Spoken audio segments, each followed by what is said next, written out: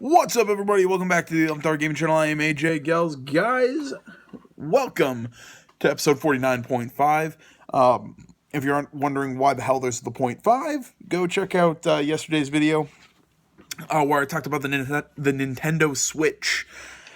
I did that video mostly because I had a meeting. I had to go see a movie. I was doing a review and just some other stuff.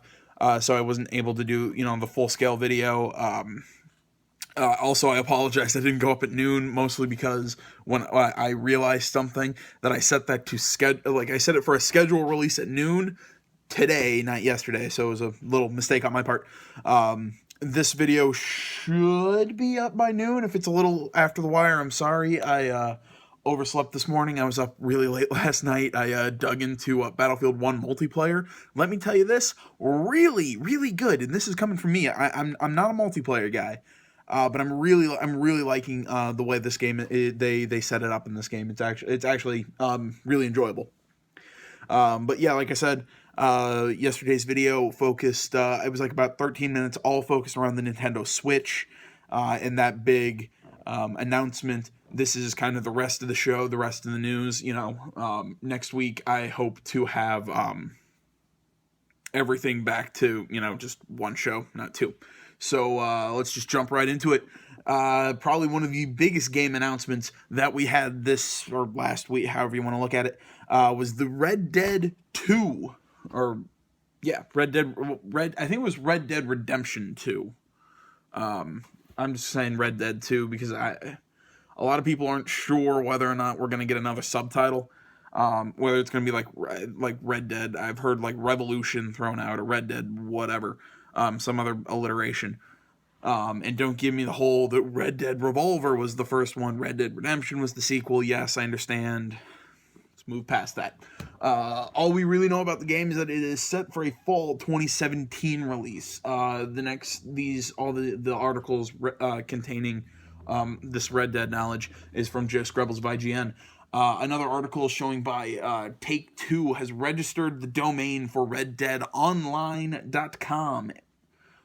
Take-Two also registering trademarks for Ghost Story. Not sure what that is. Not sure if it's connected. Could be.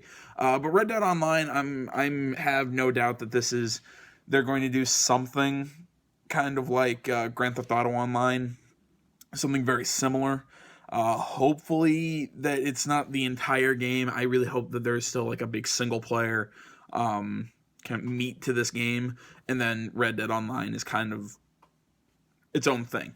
I want that there for the people who want it, but I also want that meaty single player there for me. It's a little selfish, but it's how I am. But no, there was also the trailer that went up recently that didn't really show much of Jack. It was basically just showing how pretty the game's gonna look, which looks good. Really pumped up for it, but yeah, it didn't show anything off of substance. We do have a new poster for it. It's a really neat shot. It's 7 silhouetted figures, like walking towards the camera.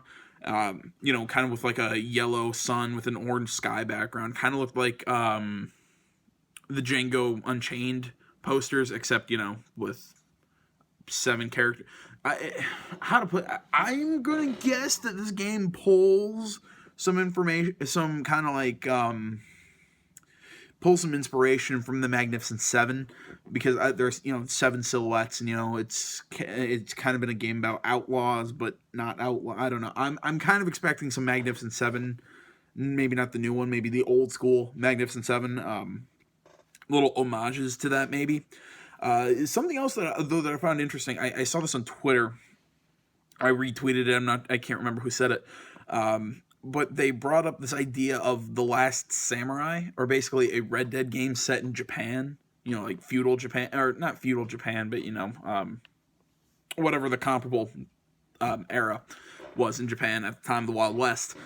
This is an interesting idea, mostly because that's something different. I think it's a leap, but I think it would be really interesting. Again, a lot of people don't remember Last Samurai.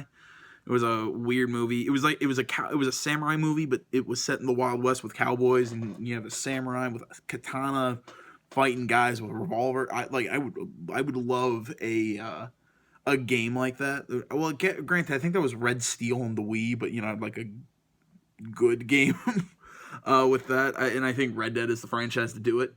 Now that's just wishful thinking. Highly doubt that's gonna happen.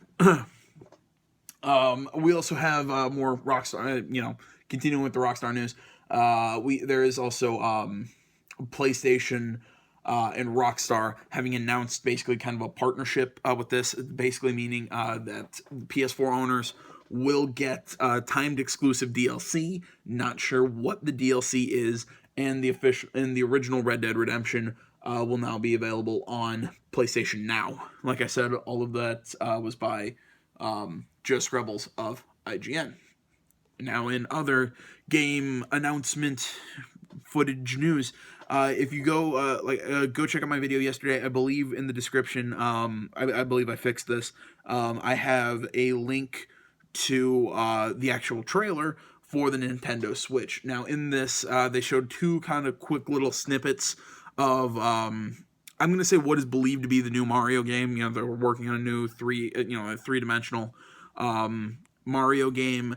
I don't know much about that. I didn't even know until a couple days ago that they were working on one. A lot of people are excited. I've said my opinions on Nintendo and Mario and this. I don't hate them, just not my thing. But yeah, I mean, all I'll say is I've heard this is very raw footage. It's probably not as pretty as it's actually gonna look. And that's really all I have, because there is no official announcement as to this Mario game yet. But I did get confirmation that was a new Mario thing that we haven't seen in an article by Jonathan Dornbush, IGN. Looks like Resident Evil 7 will be returning to its roots by adding, I believe this article calls it Inventory Tetris. The article I'm speaking of is one by Joe Screbbles of IGN. I think this is a great thing. I think Resident Evil is really needed to jump back, really get more in touch with its roots. I know everybody widely considered Resident Evil 5 wasn't as good, and I'll agree with it wasn't as good. I wouldn't say it's as bad as other people say, but definitely not as good as RE4.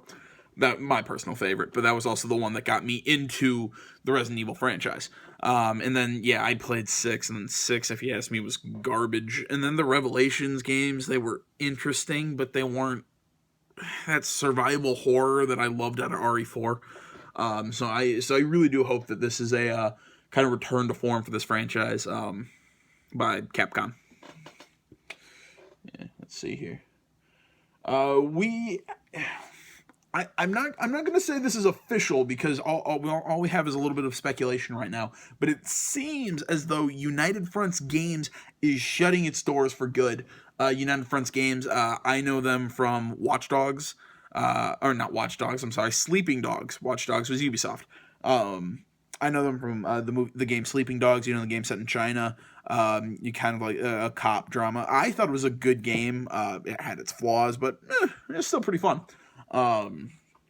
But the game, but the studio seems to be closing down. The studio is also behind, let me find it here, the article mentioning Mod Nation Racers and Disney Infinity's 3.0's Marvel Battleground. So, that's kind of some stuff they're working on. The article quoting a few tweets, basically some saying that they're mourning the loss of the best job they've ever had. There was another tweet that said their newest project, Smash and Grab, is being pulled from Steam. Currently, there's nothing official yet. I got this from an article by Eric Von Allen of IGN, who said in the article that they are reaching out for comment, although at the time of recording this, there has not been an official comment yet. And let me just say this, as I always say whenever I hear about a studio closing, somebody in the industry passing away, something like that, let me seriously say my best, thoughts, prayers, what have you, go out to the employees of United Fronts Games. I really hope you guys do well with whatever you move on to. Telltale's Batman Telltale's Batman Episode 3. There we go. Has an official release date. We will be playing that October 25th of this month. Wait, October. Yeah, it's October 25th. It's October. Why did I say of this month? But yeah, definitely check out the channel for the Let's Play. Article by Joe Donnelly of PC Gamer. Sniper Ghost Warrior 3 has been pushed from a January release to April 4th, basically saying it's for further polish and optimizing. Article by Tom Phillips of Eddie Makuch of GameSpot. Sorry. Honestly, I think the new Sniper Ghost Warrior looks really interesting. Compared to the previous titles. I've dabbled with them. I'm not a huge fan, but this new one actually looks really fun. Kind of set in this big open world. It's heavily stealth-based. It seems to have an interesting story, kind of like a sniper dropped off like behind enemy lines, so you're doing guerrilla warfare and whatnot. So I'm interested to see what happens with this game, but we will have to wait till April to get our hands on it. In more delay news, Darksiders Warmastered Edition has been delayed to November 22nd, according to an article by Tom Phillips of Eurogamer. Ubisoft's new VR title, Star Trek Bridge Crew, has been delayed to March 14th of next year, according to Marco McWarther of Polygon. And closing out the delaying gamed news, Watch Dogs 2 will receive a 2-week delay of the PC version. Console games will still, the console version will still release on November 15th, while the PC will drop November 29th. Basically, again, as usual, saying this is for polish and optimization for the PC version. This is nothing new by Ubisoft. By the way, that article by Blake Hester of IGN. That's nothing new from Ubisoft. Usually their PC games, the PC versions usually have some sort of delay. 2 weeks seems a little long. But, I guess that's everybody, again, I understand PC, it's the best your game's gonna look. I get it. Personally, I like the ease of console gaming. I like the whole, I don't have to always update my drivers. I don't always have to do this. I don't have to keep getting new parts. I don't have to, this, that, and the other thing. I put the disc in, downloads, I'm good. Well, I mean, granted the patches and updates, but you know what I mean. I like the ease of console gaming, compared to PC. So I'm sorry if you have a console. I would suggest just bite the bullet and play it on console. But if you really want the optimized, visuals and whatnot, then wait the 2 weeks and get it on PC. Sorry if I sound unsympathetic, but I kind of am. I'm gonna be playing it on PS4. So I believe there's DLC, exclusive DLC for PS4, but I'm not. Don't quote me on that one. Apparently I'll skip the short one real quick. All I know about this is that Smite Tactics has been announced, according to Alex Osborne of IGN. That's all I really have of it. I believe it's a turn-based strategy game. I don't know. I've seen clips. I think of previous Smite games, not that one. I don't know. I'll try it out sometime. Now getting into some more substantive, something like that, information. Apparently the voice actor for BJ Blazkowicz, I just butchered that name. He is the main character of the Wolfenstein franchise. Kind of hinted at another Wolfenstein game by Bethesda. Apparently, I didn't catch this at E3, that Bethesda teased at another Wolfenstein game. Not surprising, though, if I remember when I did my coverage, Bethesda was the last one of a night, and I was really tired. I just done about another 3 press conferences. earlier in the day. So I guess I'm not surprised I might have missed that. I'm not going to go into exactly like all the quotes and whatnot. If you want to see that, go check out the article by Andy Clark or by Andy Chalk of PC Gamer. I'm sorry, I cannot read my own notes. I've been really screwing that up today. Basically, the long and short of it, he didn't give a clear yes, but he didn't give a clear no. It was an obvious hint. He said he's going to give the smart answer and say, check the E3 press conference. So I'm assuming it's in the works that there's going to be another Wolfenstein game. The previous two from Bethesda are still in my backlog. I've heard they're fantastic. They're very old school. Yeah, they're old school, but they're a new iteration of old school. So I am really interested in that. I loved Bethesda's new take on Doom. So I really hope some of that transfers into a new Wolfenstein.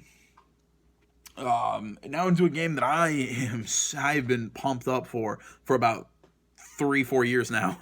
Ever since I first heard about this and heard it was going to be on PS4. Persona 5, the English voice cast has been announced. Now Persona 5 is already live in Japan. I know of people who have, in the games industry, who have copies that they've imported, seeing that the PS4 is not region locked. I don't understand it because a lot of them they don't understand Japanese, so why the hell are you playing the game? Again, that's just me. I'm like, I want my first experience of it to be in English, then I'll get it, and then I'll kill myself trying to get that platinum. Just like I'm trying to kill myself to get my platinum for The Witcher 3, Persona 4 Golden, and I think those are the two toughest ones that I'm working on right now. But yeah, I mean, I'm really excited about this game. I love the Persona franchise. I remember getting Persona 3 way back when. Like, I remember just kind of hearing about it off the cuff, trying it. If you haven't and you still have a PS2 and can get your hands on a copy of Persona 3 or Persona 3 FES edition, definitely try it out. If you also have a PS2, I would also suggest Persona 4. Again, another really good game. Or if you have a PS Vita, Persona 4 Golden, which is the same thing with some added features. Definitely go check that game out, or this franchise. They're really fun, really great JRPGs. It's like a pseudo life sim, pseudo dungeon crawler. It's really grindy, kind of like old school ish RPG. Really fun games. Now I'm gonna get into the actual story here. That the voice cast for the English version has been announced. Me personally, I do not know any of these names. For these voice actors, I'm going to assume they've probably done a lot of anime dubs, because usually that's how it works. Usually, when there's dubs, it's that's why you usually hear the same in English dubs of anime. You usually hear the same voices over and over and over again. So it's usually the same kind of people. So I'm going to assume these guys have done anime or whatever. If you guys know any of these names, please go in the comments. Tell me. Tell me maybe I'm extremely wrong. So here we go, going down the list. Xander Mobus will be playing the protagonist. Cassandra Moro voicing Morgana. It's kind of like the little cat sidekick. Max Mittelman, I'm gonna guess that's how that's pronounced. Will be voicing Ryuji Sakamoto. Erica Harlicher and Takamaki. Sorry, I'm an American trying to read Japanese names. Give me some leeway here. Matt Mercer voicing Yusuke Kitagawa. Cherami Leigh, Cheramilleigh. I hope I got that right. Makoto Nijima. Erica Lindbeck. Futaba Sakura, however, again, you want to put the inflection, or I'm gonna take a shot at this one here. Xanath Hyun, Xanathehuynh, will be voicing Haru Akumaru, or Akumura, I believe is how that's pronounced. Okumura. And Robbie Damon will be voicing Goro Akechi. I think that's, again, how it's pronounced. Again, like I said earlier, Persona 5 will be releasing in February, and every month until then, there will basically be releasing like a short video that's in English. It's about each of the main cast. The video for the main protagonist is already live. I'd suggest go see it. I mean, it's about 40 seconds and it really doesn't tell you anything. I mean, it's a bunch of voiceover over gameplay, and it's like snippets throughout the game. But, you know, Persona games are so long. I mean, they could be giving you snippets from like the first hour or about hour 50. So it really didn't show anything that we haven't seen in previous videos. It's just that this one's in English. Not super exciting, but you know, if you are one of those people that like to sit and dissect trailers, definitely go check that out. I don't know. Go to the comments. Tell me, do you like to dissect trailers? Me personally, I don't like to sit and do like the little like stop pause every 2 seconds, but I do like to watch story trailers for a lot of games. You know, like I like to watch them over and over and try and catch things, but you know, that's kind of where I end. That article is by Andrew Goldfarb of IGN, and now into the final story. Probably one of the big news of this week. This article was by Eddie Makuch of GameSpot. I like that name. The SAG-AFTRA. If you don't know what that is, it's the Screen Actors. I believe the Screen Actors Guild. It's the voice actor. The voice actors for the video games. You know, that guild, union, what have you. Apparently the negotiations have failed and are now on strike. The article does say that this is about 25%. Let me rephrase that. About 25% of the game the industry uses union voice actors. One of the big things that these guys wanted, they want basically additional full-scale payments. Basically, not sure what that means, but I'm assuming it's a chunk of what they were initially paid for the job for every 500,000 units sold. So, as they basically put it, that they would be available to get 4 of these additional payments up to 2 million copies. So basically that's every 500,000 units. So at 500,000, a million, 1.5 million, and 2 million, they get a certain amount of kind of back pay. This is I believe this is kind of to, kind of make money on that time in between games. I believe, from what I remember when the story first was talked about, I want to say it was close to a year ago about now. There was talks that they wanted hazard pay, for extreme, work in the voice, and a lot of other things. I'm not going to go into like the full article because it was about. It was a fairly hefty article, a lot of technical talk, a lot of legal stuff like that. But that's kind of one of the big things. But I also do think it's really good. The article does make this clear that, as they put in quotes, the majority of upcoming games will not be affected by this. It's basically due to a no-strike provision of the collective bargaining agreement. Basically, what I believe that means is they, in their contracts for these games, said even if they go on strike, they still have to complete the work, but they're not taking any new projects. So, will this hurt the industry? We might see some higher-known voice actors. We might not hear from them for a while, but I don't know. If the article's right and that about 25% of the industry uses these union actors, I don't think it'll hurt too much. I don't know. I want everybody to be happy so we can keep getting good games. That's what I want. So I want that stated. I'm in the middle. I want them to come together again and find some common ground and just give me good games. I say this as a consumer. That's all I want. I want good games. But tell me what you guys think about this voice actor strike. I think it's interesting. I've never really seen anything like this. From what I'm hearing, this is really kind of like the first time this has ever happened. So we'll have to wait and see what comes of it. But guys, there you go. That's the news for this week. Like I said, come back next week. It'll be back into one show at noon Eastern, 9 a.m. Pacific on Saturday. Let me check the date. Saturday, November 5th. Come check that out. And until then, guys, thank you so much for watching. As always, I'm AJ Gels, the Steel Empire Gaming Channel. Remember, you can find me on Facebook, Twitter, and my website down in the description below. And remember to like, comment, and if you're not already, please subscribe to the channel. So until next time, guys, I'm out.